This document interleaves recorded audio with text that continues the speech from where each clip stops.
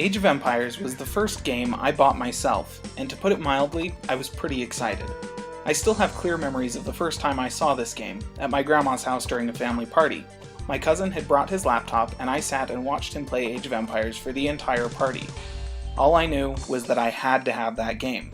It was the first time I'd ever really felt that way about any game, and was also probably the beginning of a series of hobbies that continue to drive me to eschew all but a very few specific crowds.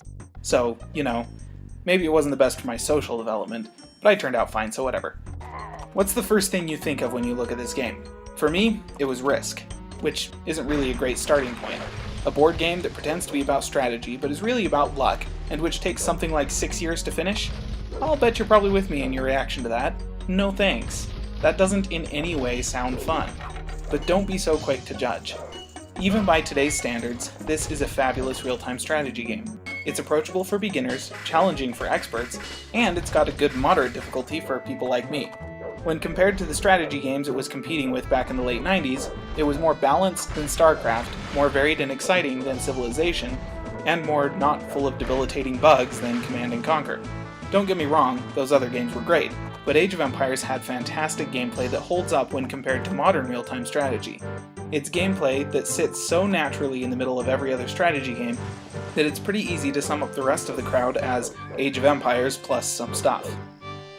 When I look back on this game, there are obviously a lot of things that could be improved. Most of them were fixed in the sequel, because I wasn't the only one who noticed them. Some of them are things I'm still waiting for in newer games like Company of Heroes and StarCraft, like troop formations. There is nothing quite as obnoxious as selecting an army, commanding it to move to some place, and then having half your units, usually the squishy support units, arrive before the others because their movement speed is different.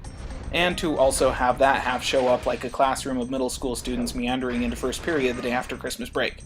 There was also the lack of troop attitude controls. Stationing guards wasn't really a thing in this game, because they were either in full attack mode or standing immobile rooted to one spot by the absolute weight of a few lines of code. That's fine if you're trying to set up a perimeter of archers, but if you want to guard your stuff with swordsmen, tough luck. They're either going to chase a random enemy villager clear to Timbuktu, or they're going to stand there and watch while whatever they're supposed to be guarding gets razed to the ground. It's also great fun to watch your troops all just bunch up in a narrow space and sit there while enemy catapults kill them all with area of effect attacks. So fun. Amazing fun. There are other annoyances, like how farmers don't have the intelligence to rebuild their farms once they've finished harvesting them. They just stand there waiting for divine inspiration as to what they should do next. It's really not that hard, guys. Also, how building a wall blocks you off as effectively as it does your enemies, unless you leave a hole in it, in which case it doesn't do much good as a wall now, does it? It's also fantastic when a monk just stands there next to a critically wounded soldier and doesn't heal him unless you tell him to, or when a villager who has just built a granary right next to some grain stands there waiting for you to tell him to put the grain in the granary. The unit AI was pretty dumb, and there were some serious issues with movement and some of the graphics, but it was 1997 for crying out loud. The core gameplay was fantastic, and Age of Empires 2 fixed all the niggles. Age of Empires was and still is a fun game that nails everything great about real-time strategy.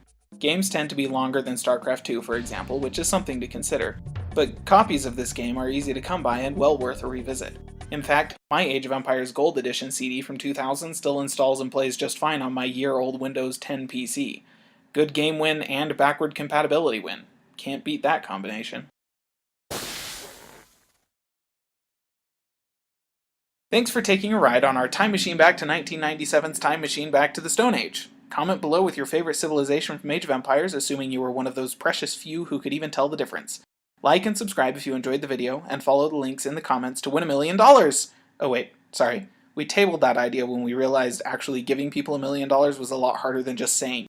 But those links will get you great gameplay, game reviews, and more trips down memory lane like this one. We'll see you next time.